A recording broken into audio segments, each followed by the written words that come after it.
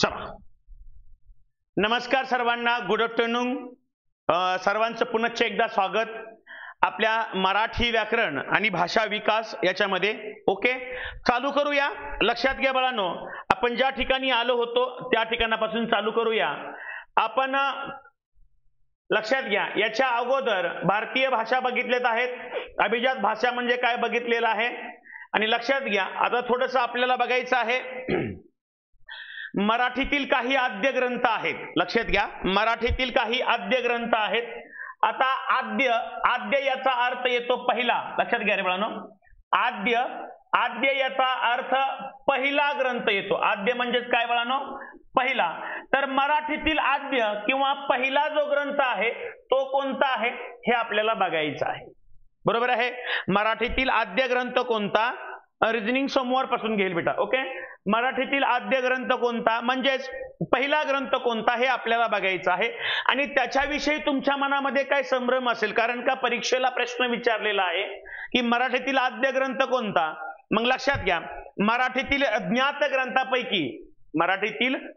ग्रंथापैकी 2000 वर्षापूर्वीचा गाथा सप्तशती म्हणजेच गाथाई हा जो ग्रंथ आहे तो आपण आद्य ग्रंथ मानला जातो. ओके, ठीक आहे. मग त्याच्याविषयी काही शंका आहेत की कोणता ग्रंथ आद्य किंवा कोणता नंतरचा, याच्याविषयी आपण काय करणार आहोत.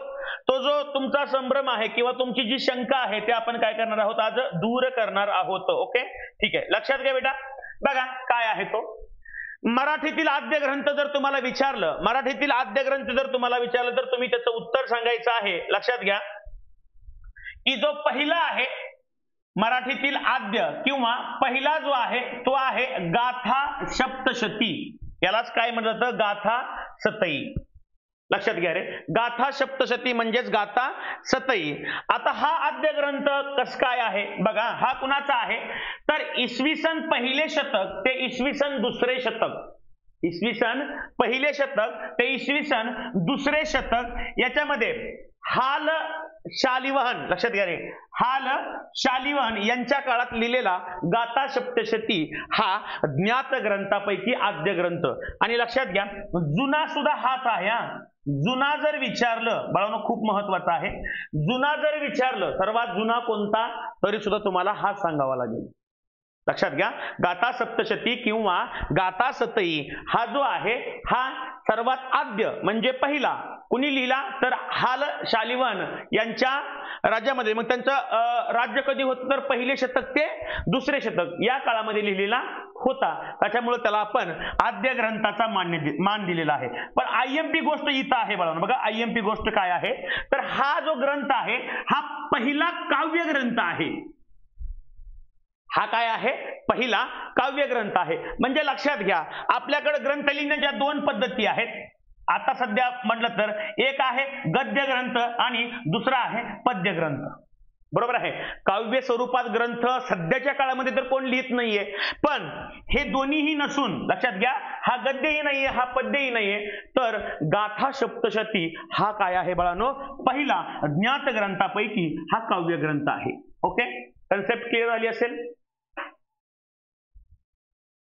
ओके, ठीक आहे.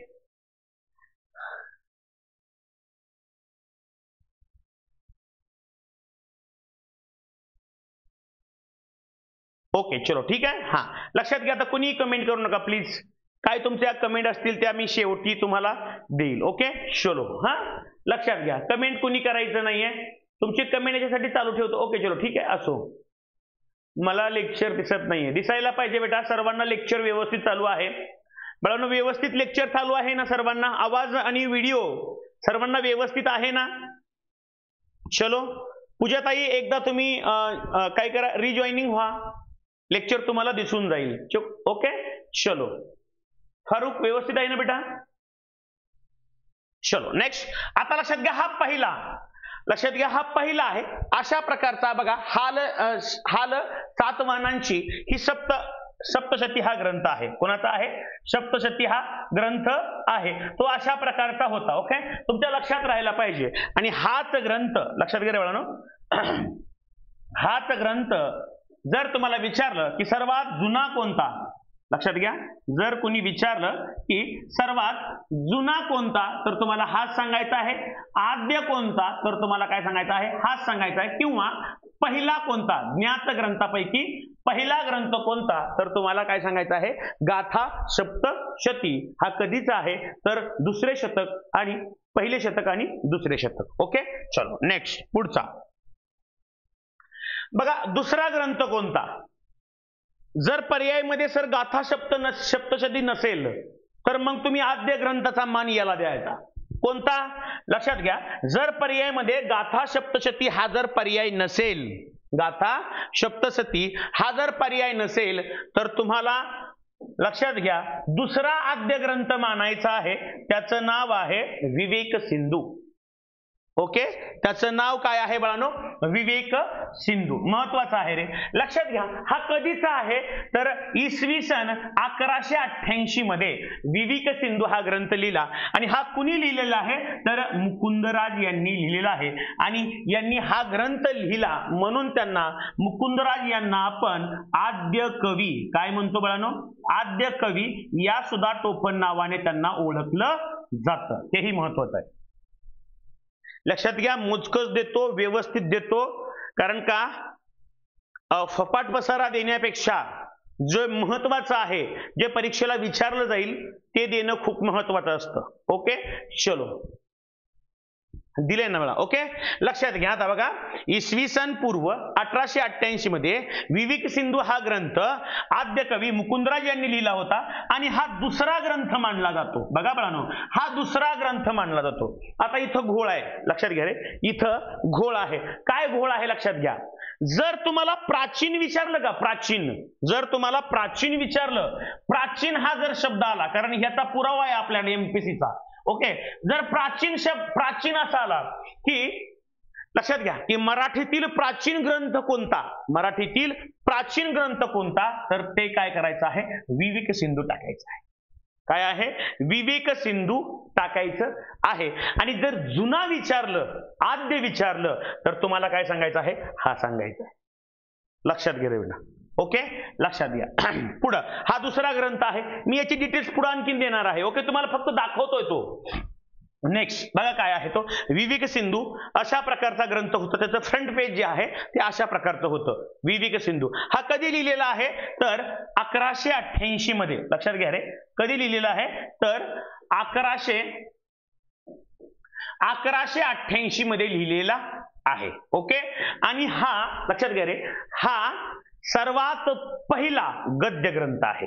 अगदी बरोबर. ओके, लक्षात घ्या, याच्या अगोदरचा जो होता तो काव्य ग्रंथ होता, परंतु हा सर्वात पहिला काय आहे, गद्य ग्रंथ आहे. ओके, चलो नेक्स्ट पुढचा. मग तिसरा आद्य ग्रंथ कोणता, जर हे दोन्ही पर्यायमध्ये नसतील सर तर तिसरा काय म्हणायचं, लक्षात घ्या. तिसरा जो आहे तो माहिमभट्ट लिखित, माहिमभट्ट लिखित तिसरा सुद्धा ग्रंथ महत्वाचा आहे. लक्षात घ्या, इसवी सन 1283 मध्ये, इसवी सन 1283 मध्ये सॉरी, लीला चरित्र कोणता आहे म्हणून, लीला किंवा ह्याला लीला किंवा लीळा असं सुद्धा म्हणतात. हा दोन्ही लीला किंवा लीळा असं सुद्धा म्हणतात. लीळा चरित्र हा श्री चक्रधर स्वामी यांच्या आयुष्यावर म्हणजे जीवन चरित्रावर माहिम भट्ट, लक्षात घ्या, कोणी लिहिलेला आहे, माहिम भट्ट यांनी लिहिलेला आहे. हा मराठीतील पहिला पद्य ग्रंथ मानला जातो. लक्षात घ्या, खूप महत्वाचा आहे. मग लक्षात घ्या, गद्य कोणता इथं सांगितलेला आहे बघा. मराठीतील पहिला हा जो आहे हा काय आहे, गद्य ग्रंथ आहे. ओके, हा जो आहे मराठीतील पहिला गद्य ग्रंथ आहे. कुणी लिहिला, आद्य कवी. आद्य कवी म्हणजेच कोण, आद्य कवी म्हणजेच कोण बाळांनो, मुकुंदराज. आणि हा जो आहे पाठीमागचा गाथा सप्तशती हा काव्य ग्रंथ आहे. हा काय आहे, काव्य ग्रंथ आहे. लक्षात ठेवा, हा काव्य ग्रंथ हा जुना आणि आद्य. ओके, हा जो आहे हा पहिला गद्य ग्रंथ आणि प्राचीन, आणि दुसरा जो आहे जर हे दोन्ही पर्यायामध्ये नसतील तर हा तुम्हाला काय सांगावं लागेल, तिसरा जो ग्रंथ आहे लीळा चरित्र किंवा लीला चरित्र माहिम भट्ट यांच्या आयुष्यावर किंवा जीवन चरित्रावर लिहिलेला कोणता, सॉरी लीळा चरित्र हा श्री चक्रधर स्वामी यांच्या जीवनावर किंवा आयुष्यावर लिहिलेला माहिम भट्ट लिखित कोणता सांगायचा आहे तुम्हाला, लीळा चरित्र. ओके, आणि लक्षात घ्या, हा जो ग्रंथ आहे हा पहिला मराठीतील काय आहे पद्य ग्रंथ आहे. माहीम भट्ट यांना आद्य चरित्रकार सुद्धा म्हटले जातं. IMP बाळांनो, माहीम भट्ट जे आहेत त्यांना काय म्हटलं जातं आद्य चरित्रकार सुद्धा म्हटलं जातं. कारण का तर सर्वात प्रथम एखाद्या व्यक्तीचं चरित्र लिहिण्याचं काम कुणी केलं असेल तर माहीम भट्टानं केलेलं आहे. ओके, हा अगदी बरोबर अश्विनी शाबाश बेटा. ओके चलो नेक्स्ट पुढचा प्रश्न आता लक्षात घ्या. हे माहीम भट्ट यांनी लिहिलेले दोन लीळा चरित्र होतं. लक्षात घ्या हा जो आहे हा पूर्वार्ध आहे आणि हा जो ग्रंथ होता तो काय आहे उत्तरार्ध आहे. असे दोन ग्रंथांचे भाग होते. ओके चलो एवढं डीप मध्ये काय जायचं नाही गरज नाहीये तुम्हाला फक्त माहित असावं म्हणून सांगितलेलं आहे. ओके चलो नेक्स्ट पुढे बघा भाषा गट. आता आपल्याला पुढे जे बघायचं आहे ते भाषा गट बघायचे आहेत. भाषा गट काय भानगड आहे मी तुम्हाला सांगितलं. लक्षात घ्या रे मी तुम्हाला याच्या अगोदर माहिती दिलेली आहे. ज्या जगातील भाषा आहेत बाळांनो. ओके मला कोण सांगेल बघू. जगातील भाषा आहेत या किती कुळात विभागल्या आहेत तो मी सांगितलेला आहे. ज्या जगातल्या भाषा आहेत ओके ज्या जगातल्या भाषा आहेत एकूण सर्व भाषा त्या किती कुळात विभागलेल्या आहेत तो कोण सांगेल मला. जगातील भाषा हे तुम्हाला मी सांगितलेलं आहे किती कुळात विभागल्या आहेत कोण सांगेल हो मला. ज्या जगातल्या भाषा आहेत त्या किती कुळात विभागलेल्या आहेत. किती कुळात विभागलेल्या आहेत. आणि ज्या भारतातल्या भाषा आहेत लक्षात घ्या रे ज्या भारतीय भाषा आहेत जवळपास 1652 भाषा बोलल्या जातात आणि या किती कुळात विभागलेल्या आहेत. राईट अगदी बरोबर. हा म्हणजे अभ्यास करताय. हे मी कशासाठी दिलं होतं तुम्हाला की म्हणजे तुम्ही अभ्यास करताय का नाही. हे 52 नाही रे. ओके चुकीचं आहे ते लक्षात घ्या. जगातील ज्या भाषा आहेत त्या 12 कुळात म्हणजे 12 गटात विभागलेल्या आहेत आणि भारतामध्ये जवळपास 1652 भाषा आहेत. त्या किती गटात तर 2 कुळात. ओके किती तर 2 गटामध्ये किंवा 2 कुळात त्या काय केलेल्या आहेत विभागलेल्या आहेत. हे लक्षात ठेवा. अगदी बरोबर 2 कुळात किंवा 2 विभागात काय केलेले आहेत विभागलेले आहेत. हे अगदी बरोबर आहे. लक्षात घ्या बाळांनो सर्वात महत्वाची गोष्ट म्हणजे आपला मराठीचा क्लास हा 12:30 वाजता सुरू होईल. ठीक आहे थोडंसं लक्ष द्या बेटा. हा आणि जर जास्त घ्यायचं असेल मी शनिवारी रविवारी पण घेणार आहे. मी आता काही घरी घेणार नाही कारण काल तुमचा क्लास बुडला होता त्याच्यामुळे मी 2 दिवस न घरी जाता शनिवार रविवार सुद्धा तुमचा क्लास घेणार आहे आणि शक्यतो मी रविवारी मॅरेथॉन लेक्चर घेईल तुमचं कारण अभ्यासक्रम तुमचा मला काय करायचा आहे पूर्ण करायचा आहे. रविवारी शक्यतो मी तुमचं मॅरेथॉन लेक्चर घेईल चालेल ना. ओके हा अगदी बरोबर. नेक्स्ट पुढचा बघा. आता आपल्याला काय बघायचं आहे भाषा गट बघायचा आहे. ओके शेवटी चर्चा करूया. ठीक आहे लक्षात घ्या बघा आर्य गटातील भाषा असं म्हटलं जातं की आर्य युरोपमधून आले. कोण म्हणतात की भूमध्य समुद्र आणि तांबडा समुद्र याच्यामधून आले. ठीक आहे कुठून आले काय त्याच्यावरती प्रश्न विचारत नाहीत. पण आर्य जे आले आणि त्यांनी जी आपल्या सोबत जी लिपी आणली होती ब्राह्मी लिपी आणि भारतामध्ये जेवढ्या पण लिपीचा प्रसार झालेला आहे आपण काही जुन्या लिप्या पाहणार आहोत. ओके त्या लिप्या सोडून ज्या जुन्या काय आहेत म्हणजे खरोष्टी आहे त्याला गांधारी असं म्हणलं जातं देवनागरी आहे. या लिपी जे ब्राह्मी लिपी आहे त्याचं सर्व काय आहे प्रोडक्ट आहे. लक्षात घ्या. आणि आर्य गटातील जर तुम्हाला लिपी विचारलं तर तुम्हाला सांगायचं आहे संस्कृत आहे मराठी आहे गुजराती आहे पाली आहे बंगाली आहे. ओके लक्षात घ्या हे महत्वाचं आहे.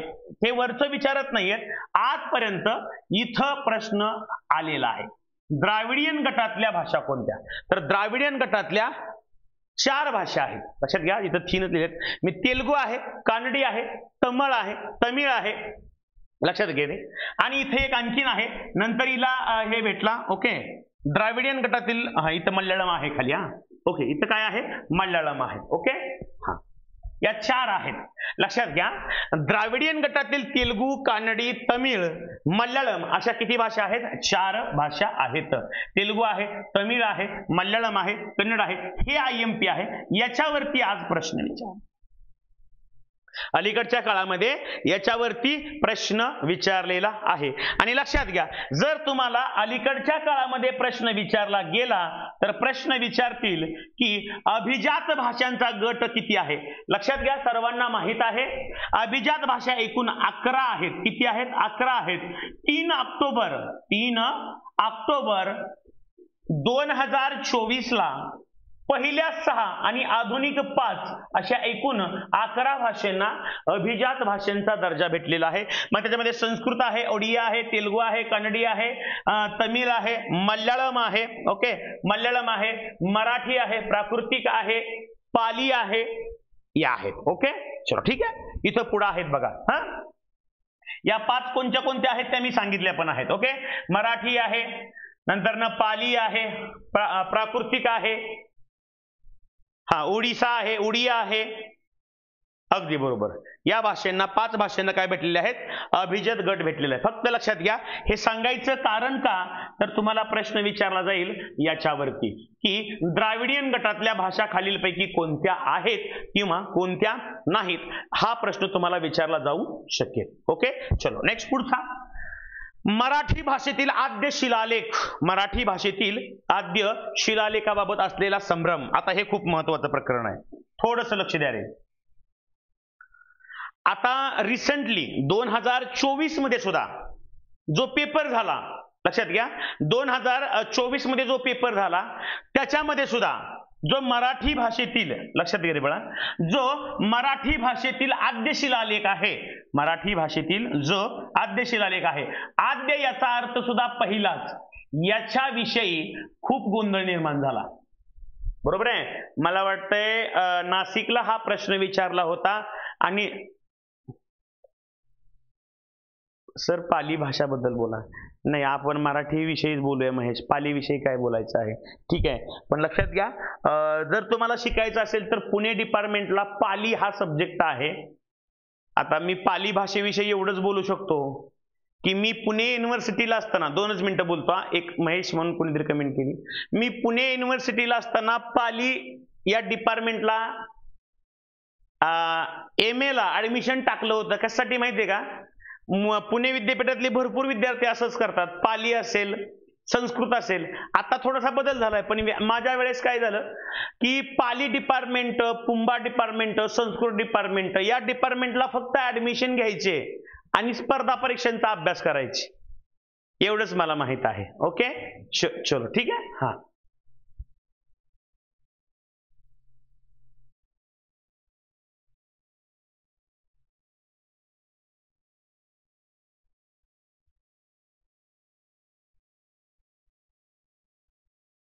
ओके, चलो लक्षात द्या. बघा, मराठी भाषेतील आद्य शिलालेखाबाबत असलेला संभ्रम आपल्याला बघायचा आहे. मग मराठी भाषेतील आद्य शिलालेख कोणता? आता लक्षात घ्या रे. बघा, मला कोण सांगेल आपल्या मराठी भाषेला अभिजात भाषेचा दर्जा मिळावा म्हणून रंगनाथ पठारे ही समिती नेमली होती. आणि या आद्य शिलालेखाबाबत जो वाद आहे त्याच्या निवारण करण्यासाठी ज्ञानेश्वर मुळे ही समिती काय केली होती? नेमलेली होती. ओके, थोडंसं लक्ष द्या, कमेंटवर लक्ष देऊ नका. बघा काय आहे आद्य शिलालेख, लक्षात घ्या रे. बघा, आद्य शिलालेख कशाला मानलं जातं? ओके, थोडंसं लक्ष द्या. बघा, आद्य शिलालेख म्हणजेच पहिला शिलालेख, पहिला शिलालेख. लक्षात घ्या, कुणी काही एक सांगा याचा पुरावा आहे. ओके, याचा पुरावा आहे ज्ञानेश्वर मुळे. लक्षात घ्या, हे मुळे सर आहेत. या ठिकाणी तो मी शिलालेख सुद्धा तुम्हाला देण्याचा प्रयत्न केलेला आहे. हा जो शिलालेख आहे हा सापडलेला आहे, ज्याला आपण आद्य शिलालेखाचा मान दिलेला आहे, ज्याला आपण आद्य शिलालेखाचा मान दिलेला आहे ते आहे 2220 वर्षापूर्वीचा महारट्टींनो किंवा महारठ्ठ्याण्णो हा पुणे या ठिकाणी जुन्नर तालुक्यामध्ये नाणेघाट या ठिकाणी सापडलेला आद्य शिलालेख मानला जातो. आणि याला भाषा संचालक किंवा भाषा समितीने सुद्धा मान्यता दिलेली आहे, जी ज्ञानेश्वर मुळे ही समिती आहे. ओके, हा त्यांचा फोटो आहे बाळांनो, लक्षात घ्या, हा त्यांचा फोटो आहे. आणि हा त्यांचा फोटो आहे. आणि जो इथं लिहिलेला आहे बघा, इथं जे दगडावरती लिहिलेला आहे शिलालेख, हा शिलालेख याच्या अगोदर मी सांगितलेलं आहे बाळांनो. ओके, लक्षात घ्या. कोण सांगेल मला या 3 कन्सेप्ट? ओके, लक्षात घ्या रे. पहिली आहे शिल्प म्हणजे काय. शिल्प म्हणजे कोण काय सांगेल? ओके, शिल्प. दुसरं मला सांगेल सील म्हणजे काय. सील म्हणजे काय. आणि तिसरं म्हणजे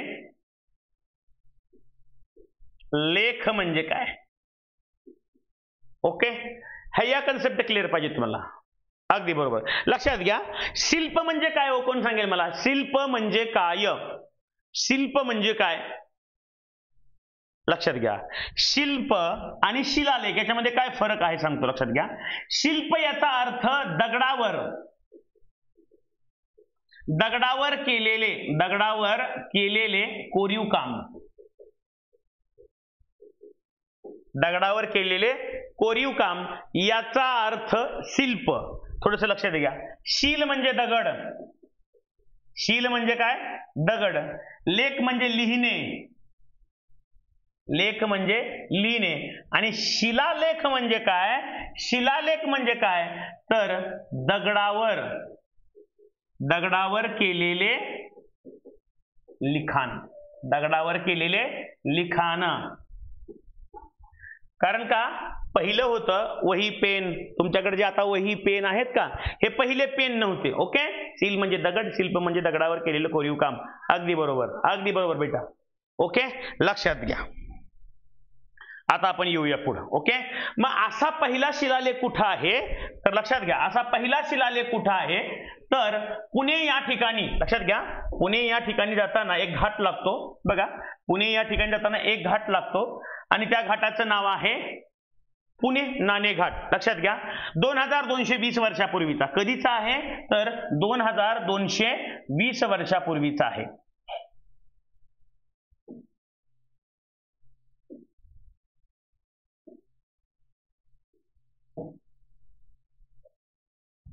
ठीक आहे. हा कधीचा आहे पहिला शिलालेख? 2220 वर्षापूर्वीचा. कोणत्या लिपीतील आहे हो तर कोणत्या लिपीतील विचारलं तर तो ब्राह्मी लिपीतील आहे. IMP कोणत्या लिपीतील आहे तर तो ब्राह्मी लिपीतील आहे. आणि लक्षात घ्या स्थळ कुठं आहे त्याचं तर पुणे नाणेघाट जुन्नर तालुका. काय आहेत ती अक्षर तर महारठ्ठ्याण्णव किंवा महारठ्ठ्याण्णव हे अक्षर आहेत. महारठ्ठ्याण्णव किंवा महारठ्ठ्याण्णव. ओके, आता हे इथं मी हायलाइट करतोय. त्या ठिकाणी तुम्ही बघू शकता इथं आहे बघा. हे इथं लाल याच्यामध्ये मी जे हायलाइट केले का तेव्हा इथं लिहिलेलं आहे बघा. हे मला काही समजत नाहीये, तुम्हाला समजत तुम्ही मला सांगा. ठीक आहे. ओके, या ठिकाणी हे ज्ञानेश्वर मुळे समिती आहे आणि त्यांचा हा काढलेला काय आहे तो फोटो आहे आणि या ठिकाणी लिहिलेला आहे. आता ते त्यांनाच वाचता येत होतं. ओके, त्याच्यामुळे काय करायचं आहे या समितीने सुद्धा सांगितलेलं आहे की हाच काय आहे आपला आद्य शिलालेख आहे. हाच काय आहे आपला आद्य शिलालेख आहे. ओके, चलो ठीक आहे. हा नाणेघाट. अगदी बरोबर. ओके, ठीक आहे. आता लक्षात घ्या पण नाशिक या ठिकाणी जो 2024चा पेपर झाला त्याच्यामध्ये हा पर्याय असून सुद्धा त्याने नंतर तो प्रश्न चेंज केला थोडा. एकाला आणि दोघांनाही मार्क दिले. ओके, महारठ्ठ्याण्णव याचा अर्थ काय? अरे महारठ्ठ्याण्णव म्हणजे मराठ्यांना उद्देशून म्हटलेलं आहे ते. मराठ्यांनो जाग व्हा, महारठ्ठ्याण्णव जागे व्हा. महाराष्ट्रामध्ये राहणारे लोक मराठी होते. सर्व लोकांना उद्देशून त्यांनी ते वाक्य लिहिलेलं आहे महारठ्ठ्याण्णव. इसवी सन किती आहे तर 2220 वर्षापूर्वीचा. 2220 वर्षापूर्वीचा. ओके, ठीक आहे. लक्षात घ्या 2220 वर्षापूर्वीचा हा ग्रंथ आहे. ओके, चलो नेक्स्ट पुढं. दुसरा बघा बाळांनो, लक्षात घ्या रे. जर पर्यायमध्ये तुम्हाला तो नसेलच, जर तुम्हाला तो पर्यायमध्ये नसेल तर दुसरा शिलालेख जो आहे ज्याचं उत्तर भरपूर जणांनी दिलेलं आहे, दुसरा आद्य शिलालेख कोणता तर लक्षात घ्या त्याचं स्थान जे आहे ते आहे स्थान श्रवणबेळगोळ. हे श्रवणबेळगोळ कुठे आहे तर कर्नाटक मध्ये आहे. कुठं आहे? कर्नाटक मध्ये. त्याचा तालुका कुठला आहे तर चन्नारायणपट्टणम. जिल्हा हसन, राज्य कर्नाटक. लक्षात घ्या रे, जे हे गोमटेश्वराची मूर्ती आहे, या गोमटेश्वराच्या मूर्तीच्या डाव्या पायाच्या पलीकडे, डाव्या पायाच्या खाली एक वाक्य लिहिलेलं आहे, श्री चामुंडे करविले. हा आद्य ग्रंथ तळपुळे यांनी, डॉक्टर तळपुळे यांनी त्यांना आद्य ग्रंथाचा मान दिलेला आहे. परंतु लक्षात घ्या बाळांनो, हे जे आहे हे स्थान कुठं आहे? श्रवणबेळगोळ या ठिकाणी. श्रवणबेळगोळ या ठिकाणी हे कुठं आहे? तर कर्नाटक राज्यामध्ये, जिल्हा हसन, तालुका चन्नारायपट्टणम या ठिकाणी आहे. आणि ते कुठं आहे? तर चंद्रगिरी पर्वतावर आहे. ओके, हे ठिकाण कुठं आहे? तर चंद्रगिरी पर्वतावर आहे. ही जी मूर्ती आहे बाहुबलीची, म्हणजे श्री गोमटेश्वराची, ही मूर्ती जी आहे, ही मूर्ती आहे आय थिंक 57.6 फूट एवढी मूर्ती आहे. आणि या मूर्तीच्या, थोडस लक्षात घ्या, या मूर्तीच्या या डाव्या पायाच्या साईडला, इथं ही जी मूर्ती आहे आणि या मूर्तीच्या या डाव्या पायाच्या साईडला, आता लक्षात घ्या बाळांनो, तुम्हाला या ठिकाणी या मूर्तीच्या समोर हे जे कुंपण दिसतंय, हे कुंपण सुद्धा या मूर्तीच्या नंतर न घालण्यात आलेलं आहे. हे जे कुंपण आहे हे मूर्तीच्या नंतर घालवण्यात आलेलं आहे. चंद्रगिरी पर्वतावर ही मूर्ती आहे गोमटेश्वराची. आणि लक्षात घ्या, या गोमटेश्वराच्या, बघा आता इथं दिलेलं आहे मी, या गोमटेश्वराच्या या डाव्या बाजूला, लक्षात घ्या रे, या डाव्या बाजूला इथं दिसतंय बघा तुम्हाला, बघा इथं दिसतंय बघा, हे बघा इथं श्री चामुंडे करविले, श्री चामुंडे करविले हा शिलालेख सापडलेला आहे. ओके, लक्षात घ्या, या सापडलेला आहे. सर कर्नाटक कोणत्या नदी किनारी आहे? जीकेचा प्रश्न आहे, जीकेच्या सरांना विचारा. हा ठीक आहे. हा साहिल, बरं का, हा तुला येतंय तरी पण तू विचारतोय की सरला येतंय का नाही. ठीक आहे, मी एमपीसीचा अभ्यास केलेला आहे, प्री मेन्स दिलेला आहे बाळा. ओके, हा ठीक आहे प्रियंका. हा त्याच्यामुळं हे करायचं नाहीये. साहिल तुला येतंय ते तरी विचार नका, फालतूक प्रश्न विचार नको, जे महत्वाचं आहे ते बघ. हा कोणत्या किनारी हे प्रश्न विचारणं, कर्नाटक शहर हे कोणत्या नदीच्या काठी वसलेलं आहे? हा हा ठीक, माहित आहे, सगळ्या जगाला माहित आहे. ती नदी आपल्याच महाराष्ट्रातनं वाहत जाते. हा आपल्याच महाराष्ट्र वाहत जाते. ते शहर कोणत्या नदीच्या काठी बसलेलं आहे, ते शहराला किती नदीचा तो किनारा, नदी लाभलेला आहे हेही माहित आहे. ते कुठून कुठवर वाहते तेही माहित आहे. ती पुढं कुठल्या समुद्राला मिळते हेही माहित आहे. टेन्शन घेऊ नका हा राजा. ओके, लक्षात घे. बघा दुसरा शिलालेख जर असेल, जो पहिला जर तुम्हाला पर्यायामध्ये नसेल तर लक्षात घ्या हा आहे. लक्षात घ्या, ही जी मूर्ती आहे ही मूर्ती आहे बाहुबलीच्या, म्हणजेच श्री गोमटेश्वराच्या मूर्तीखाली 57.6 इंच. लक्षात घ्या रे, 57.6 इंचाची ही काय आहे? मूर्ती आहे. आणि त्या मूर्तीच्या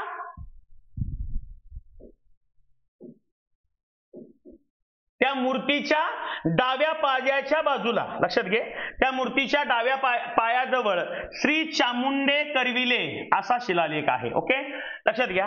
आता इथे दोन दिसतात बघा तुम्हाला.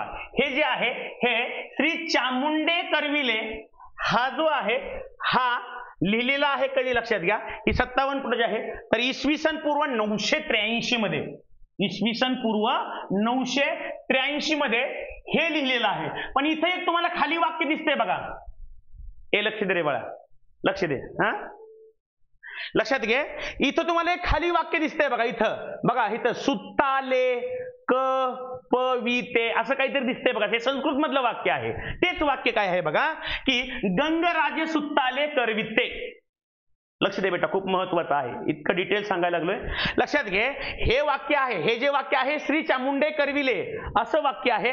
पण इथं सुद्धा खाली एक वाक्य आहे बघ, इथं खाली एक वाक्य आहे आणि ते वाक्य आहे गंगराज सुत्ताले करविले. म्हणजे काय? गंगराजा होता, त्या गंगराजानं, लक्षात घ्या, जो गंगराजा होता त्या गंगराजानं काय केलेलं आहे, हे जे तुम्हाला हे कंपाऊंड दिसतंय का, हे कंपाऊंड, या मूर्तीच्या कडेला हे जे कंपाऊंड दिसतंय का, ते कोणी बसवलं आहे? तर ते गंगराजाने बसवलेलं आहे. आणि ते बसवलेलं आहे इसवी सन 1100 मध्ये. कधी बसवलेलं आहे? इसवी सन 1100 मध्ये त्यांनी ते बसवलेलं आहे. श्री चामुंडे करविले म्हणजे ते गोमटेश्वराच्या मूर्तीच्या पलीकड देवीचं नाव आहे चामुंडा देवी, माहित आहे ना. श्री चामुंडे करविले म्हणजे चामुंडा देवीसाठी काहीतरी केलं, म्हणजे तिला ते अंदन दिलं किंवा दान दिलं असा त्याचा अर्थ आहे. ओके. हा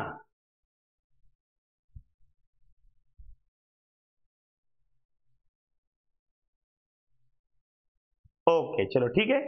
हा अगदी बरोबर, लक्षात घ्या. हा पुढे बघा काय आहे ते. लक्षात घ्या, बाहुबलीच्या म्हणजेच गोमटेश्वराच्या मूर्तीच्या खाली जी मूर्ती जी आहे ती 57.6 इंच, त्या मूर्तीच्या डाव्या पायाजवळ काय सापडलेला आहे, श्री चामुंडे करविले हा आद्य शिलालेख सापडलेला आहे.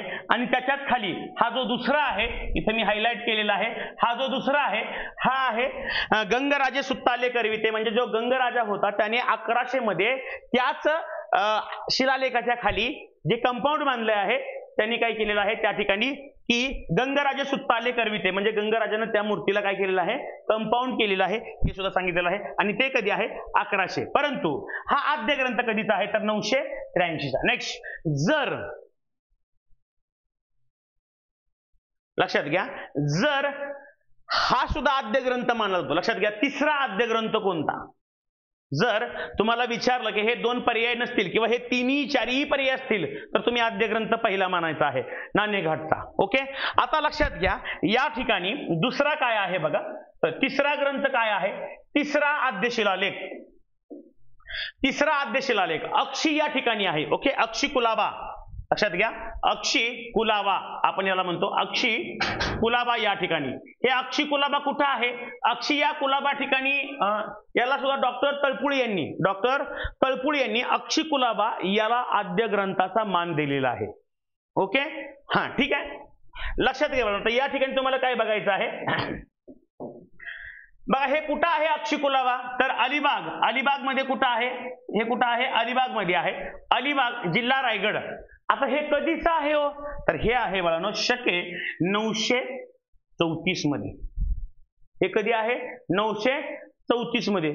सर इथं पाठीमागं जर बघितलं तर तुम्ही सांगितलंय हे 983 मध्ये आहे आणि इथं जर बघितलं तर हे 934 आहे, असं कसं काय, म्हणजे लक्षात घ्या, हे पहिलं जे कॅलेंडर होतं ते इसवी सन पूर्व म्हणजे पाठीमागून इकडे येत होतं, म्हणजे येशू ख्रिस्त जन्माच्या नंतर ना एक ओके लक्षात घ्या, 1000 नंतर 999, 998, 997 हे असं रिटर्न कॅलेंडर येतं. त्याच्यामुळं त्याच्यानंतर जो शोध लागला तो काय होता, अक्षी कुलाबा या ठिकाणी 934 मध्ये डॉक्टर शेको तळपुळे यांनी याला आद्य शिलालेखाचा मान दिलेला आहे. अगदी बरोबर, याला आद्य शिलालेखाचा मान कोणी दिलेला आहे तर डॉक्टर तळपुळे यांनी दिलेला आहे. ओके ठीक आहे. नेक्स्ट, आता या ठिकाणी लक्षात घ्या, हा आहे बघा तुमचा अक्षी कुलाबा या ठिकाणचा ग्रंथ. म्हणजे लक्षात घ्या, या ठिकाणी एक असा दगड आहे. ओके, थोडस हे ब्लर झालंय, या ठिकाणी थोडासा हा दगड आहे आणि या दगडावरती इथे काही गरज नाहीये, या दगडावरती 9 ओळी लिहिलेल्या आहेत. ओके, किती ओळी लिहिलेल्या आहेत, 9 ओळी. त्या काय कुणाला समजत नाही, त्यांच्या विचारत पण नाहीत, पण हा आहे अक्षी कुलाबा या ठिकाणी. या दगडावरती हे शील म्हणजे दगड, मोठा दगड, या शिलालेखावरती या ठिकाणी काय केलेले आहेत, 9 ओळी लिहिलेल्या आहेत. ओके चलो ठीक आहे, लक्षात घ्या, हा आहे तिसरा. आणि जर तुम्हाला कोणी चौथा विचारलं, बघा हे चौथा सुद्धा खूप जणांना माहित नाही, तर सोलापूर जिल्ह्यामध्ये, आता आम्ही त्या ठिकाणी जाऊन फिरून आलो सगळे, आम्ही निखिल सर वगैरे आम्ही इथं सोलापूरमध्ये असल्यामुळं हा जो चौथा शिलालेख आहे तो आहे हत्तर संघ कुडल संगम या ठिकाणी, जो सोलापूर पासून एक 30-32 किलोमीटर अंतरावर आहे. हत्तर संघ कुडल संगम त्या ठिकाणी लक्षात घ्या, भीमा आणि सीना या 2 नद्यांचा संगम आहे. आणि त्या संगमावरती हे कुठं आहे, हत्तर संघ कुड्डल तालुका दक्षिण सोलापूरमध्ये आहे. याचा शोध जो लावलेला आहे तो आनंद कुंभार यांनी लावलेला आहे. कोण लावलेला आहे, आनंद कुंभार यांनी लावलेला आहे.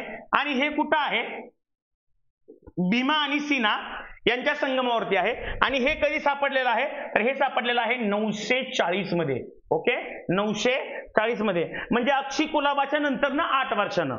ठीक आहे, आता लक्षात घ्या, हे आहे बघा, हे अशा प्रकारचं हेमाडपंथी बांधकाम आहे. ओके, आणि हेमाडपंथी बांधकाम आहे आणि खूप आता थोडस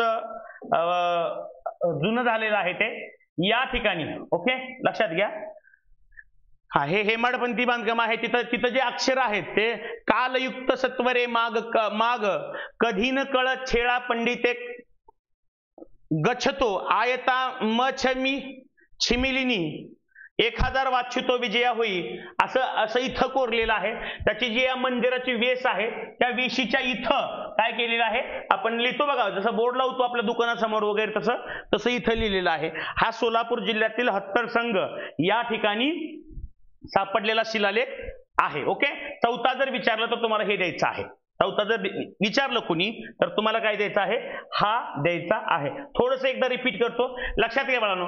जर तुम्हाला कुणी पहिला विचारला तर पुणे या ठिकाणचा सांगा, पुणे या ठिकाणचा सांगा. 2220 वर्षापूर्वीचा हा महारट्टींनो नाणेघाट या ठिकाणी जुन्नर तालुक्यामध्ये नाणेघाट आहे, त्या नाणेघाटामध्ये सापडलेला आहे. जर तुम्हाला पर्यायामध्ये हा नसेल, जर तुम्हाला पर्यायामध्ये हा नसेल तर कर्नाटक मधील हसन जिल्हा तुम्हाला काय करायचं आहे, कर्नाटक मधील जो सापडलेला आहे 934 मध्ये, ओके 934 मध्ये सापडलेला आहे तो तुम्हाला सांगायचा आहे. जर हा पर्यायामध्ये नसेल, ओके, तर हा काय आहे, कर्नाटक यामधील श्री गोमटेश्वराच्या मूर्तीच्या डाव्या बाजूला श्री चामुंडे करविले हा आहे. आणि 1100 मध्ये त्याला काय केलेलं आहे, राजा जो आहे गंगराजा यांनी त्याला काय केलेलं आहे, कंपाऊंड केलेलं आहे. जर तुम्हाला तिसरा कोणी विचारलं तर तुम्हाला द्यायचा आहे अक्षी कुलाबा. काय द्यायचं आहे, अक्षी कुलाबा. काय द्यायचं आहे बाळांनो, अक्षी कुलाबा. लक्षात घ्या, हा सुद्धा खूप महत्वाचा आहे. हा लक्षात घ्या. मग मला सांगा अक्षी कुलाबा कधी झाला हो, अक्षी कुलाबा हा कधी झालेला आहे, तर लक्षात घ्या, सॉरी हा 983 आहे. एक मिनिट,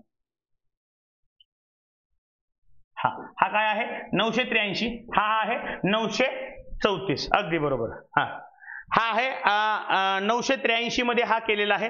आणि हा अक्षी कुलाबा कधी आहे तर 934. आणि जर चौथा कुणी विचारला तर सोलापूर मधील हत्तर संघ, ओके, सोलापूर मधील आनंद कुंभार यांनी शोधला आहे. सोलापूर मधील हत्तर संघ हा कधी सापडलेला आहे तर 1000 किंवा 1000 याच्यामध्ये तोच काय केलेला आहे. ओके, या ठिकाणी दिलेला आहे. हा ओके, हा 940 मध्ये आहे. हत्तर संघ 940, एक मिनिट, हत्तर संघ जो आहे 940 मध्ये आहे, हा अगदी बरोबर. हा 934 मध्ये आहे, हा 983 मध्ये, आणि त्यांनी अगदी बरोबर. ओके, तुम्हाला हे सांगायचं आहे. पहिला पुणे, दुसरा कर्नाटक मध्ये श्रवणबेळगोळ या ठिकाणी आहे, तो श्रवणबेळगोळ या ठिकाणी आहे.